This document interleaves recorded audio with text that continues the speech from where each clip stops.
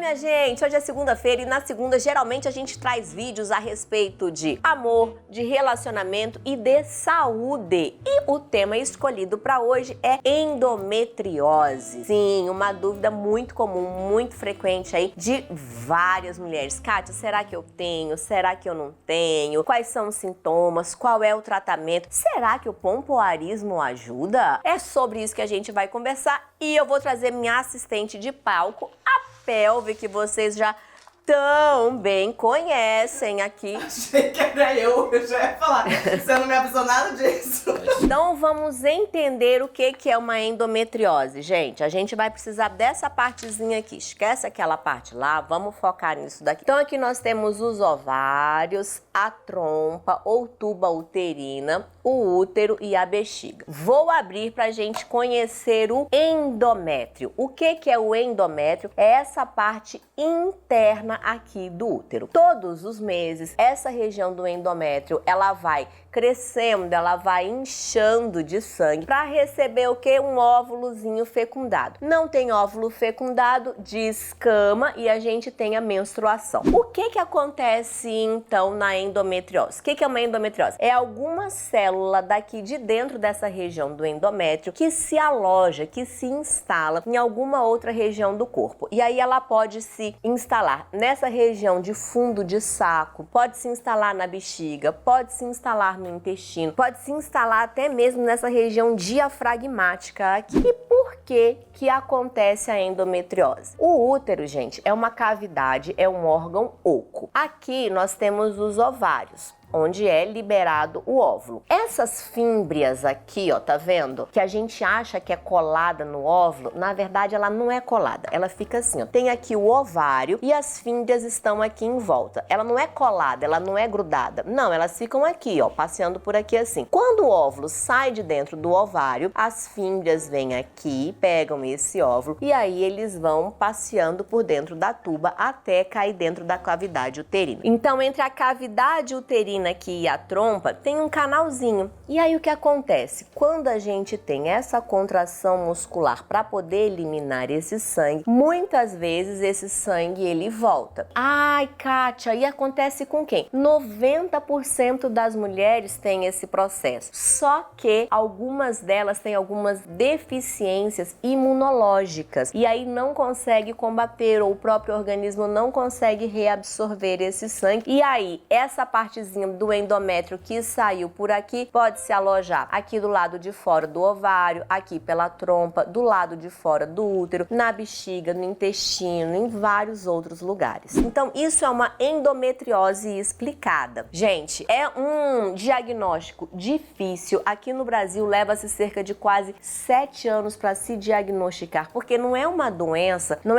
que ela vai ter um sintoma claro, específico. Não é porque você fez um ultrassom, por exemplo, que ela vai aparecer logo de primeira, porque o ultrassom é um exame que a gente chama de médico dependente, então depende da avaliação do médico. Então se você já tem uma suspeita de endometriose, vá fazer o seu ultrassom numa clínica especializada em endometriose. Por quê? Porque aí o médico ele vai estar realmente procurando e investigando focos de endometriose. Porque se a gente vai fazer um exame de rotina, um ultrassom normal, o médico vai ver a avaliação daquele órgão como um todo, ele não está procurando nada específica em relação à endometriose. E aí, quais são esses sintomas? Cólicas intensas, cólicas muito fortes, cólicas que só vêm crescendo a cada vez, a cada ciclo, a cada menstruação, dores muito fortes. E aí essa cólica, ela pode ser tanto na região do baixo ventre mesmo, como na região abdominal como um todo, dependendo de onde está o foco da sua endometriose. E aí, outro sintoma específico é a dor. Pode ser uma dispareunia, que é uma dor durante a relação sexual. E por que essa dor ela pode vir a acontecer? Porque lembra que eu falei que pode se instalar aqui no fundo de saco? Então, quando tem uma penetração, imagina, se essa região ela tá uma região inflamada, na hora que o pênis encostar ali, vai doer, vai incomodar. Tem mulheres que vão sentir dor ao urinar, porque se for um foco na região de bexiga. Tem mulheres que vão sentir dor ao evacuar, se tiver um foco de endometriose na região de intestino, na região do reto. Então, qualquer dor que se exacerba em qualquer outra, na micção, durante o ato de urinar, no ato sexual, seja um pouquinho antes ou um pouquinho depois da menstruação, quando o nosso corpo já tá mais sensível aí, tudo isso podem ser indícios de que você tenha endometriose. E um outro sintoma, gente, que pode vir a acontecer é a dificuldade aí em engravidar, que pode acometer até 40% das mulheres que sofrem de endometriose. E por que que acontece? Essa tuba aqui, ela é uma tuba móvel, como eu já falei, tem as fímbrias, e essa tuba ela é uma tuba móvel. Se a pessoa ela tem uma endometriose nessa região das tubas ou na região do ovário, se for, por exemplo, na região do ovário, pode dificultar aí a expelir esse óvulo. Então pode ser um dos sintomas. O outro é porque se ela for uma endometriose aqui nessa tuba, na parede da tuba, ela vai diminuir a mobilidade dessa tuba uterina, dessa trompa. E com essa diminuição da mobilidade aí, pode dificultar aí a mulher de engravidar, ok? E só para vocês terem uma ideia, a Associação Brasileira de Endometriose aqui no Brasil chegou à conclusão de que 10 a 15% das mulheres em idade reprodutiva, ou seja, dos 13 aos 45, 47 anos de idade aí, podem desenvolver aí a endometriose. Então, se você tem algum desses sintomas muito fortes, dá uma pesquisada aí com o seu médico, vai num centro clínico especializado em endometriose mesmo. E quais são os tratamentos? Existem dois tipos de tratamento, o tratamento clínico e o tratamento cirúrgico. O tratamento clínico, ele pode ser feito com anti-inflamatório, analgésicos ali para dor que acomete as mulheres, ou o anticoncepcional, porque quando toma anticoncepcional, diminui ali a questão da produção hormonal. E aí você pode usar, por exemplo, um DIU de hormônio, você pode usar um DIU, um chip, né, para ficar sem menstruar, mas tudo isso tem que ser indicado pelo teu médico, gente, porque é um tratamento médico aí no caso. E em alguns casos é necessário fazer a cirurgia. Só que aí você vai falar bem assim, mas Kátia, uma amiga minha já fez 2 vezes e a endometriose dela voltou. Porque sim, ela é uma doença que é uma doença recorrente. Porque às vezes vamos supor que você estava com uma endometriose aqui na parede do útero mesmo. O médico vai, faz a cirurgia e faz a retirada desse foco. Passa um tempo, vai lá, tem a menstruação novamente, sai aquele pedacinho do endométrio novamente, se aloja numa outra região perto do intestino, perto da bexiga, e aí é uma nova endometriose, são novos sintomas, é um novo tratamento que tem que ser feito e pode ser que seja necessário fazer uma nova cirurgia. Então ela é uma doença que ela tem muita recidiva, então não existe um tratamento que acaba, um tratamento fim, um tratamento único. Por isso que ela é uma doença realmente acíclica, né, que se diz, ela é uma doença progressiva, ela pode acabar, pode não acabar, pode ser que você trate naquele mês, pode ser que volte no mês que vem. Então tudo isso tem que ser muito bem acompanhado, até por isso que o diagnóstico dela é muito difícil, porque ele é feito baseado em sintomas que a paciente apresenta e o exame mais indicado para poder fazer é uma videolaparoscopia, ou seja, tem que enfiar as câmerazinhas aí dentro da barriga para poder procurar realmente aí os focos de endometriose. E pompoarismo ajuda ou não ajuda nessa questão da endometriose? Gente, conversei com a minha médica a respeito disso e sim, pode ajudar bastante. Por quê? Qual que é a diferença da endometriose e do endometrioma? O meu foi um endometrioma de parede. Na hora que eu fiz a minha cirurgia da minha cesárea, como abriu o útero, abriu tudo, eu tive uma hemorragia, uma parte desse endométrio, ela se instalou na minha parede abdominal. Por isso que era um caroço palpável. Então, o meu diagnóstico ficou mais fácil porque a minha médica já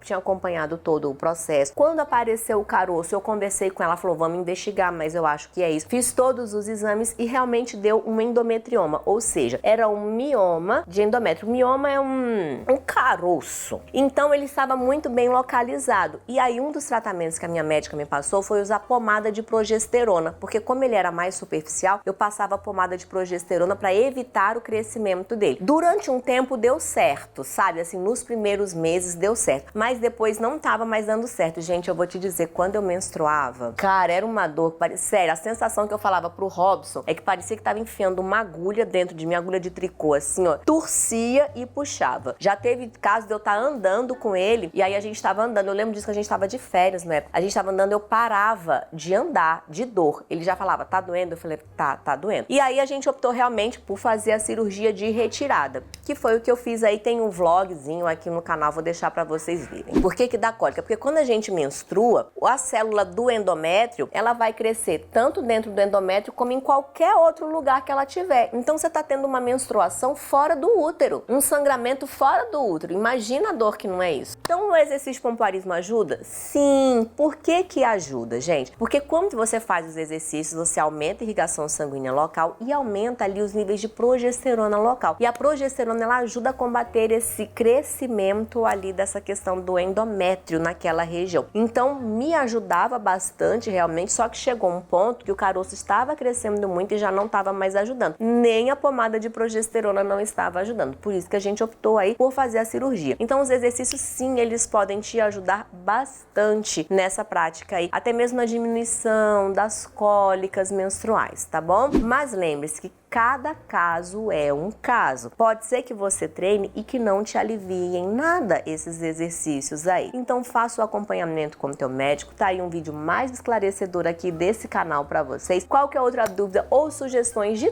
temas sobre saúde que vocês quiserem, deixa aqui nos comentários. Deixa aquele joinha amigo aqui pra gente. Um beijo pra você. Tchau, tchau.